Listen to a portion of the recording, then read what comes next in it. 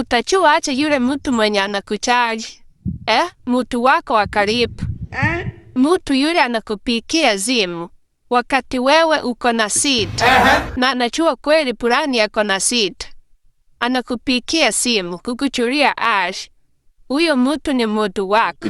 Huyo ni mtu wa karibu na wewe. Alafu mtu yule anakupikia simu wakati yeye mwenyewe ana shida. Wewe hauna shida na yeye ana shida. Anakupikia simu kukuchuria ash. Huyo ndio mtu wako. Okay. Lakini hizi finyankarika sinkini, ati mtu akipatwa na shida ndio anakupikia simu. Ati nisaidia hapa na bari. Huyo ni kasia. Ama mtu anakupikia simu wakati umeanza kukua moka. Umeanza kutoka kwa shida ndio anakupikia simu.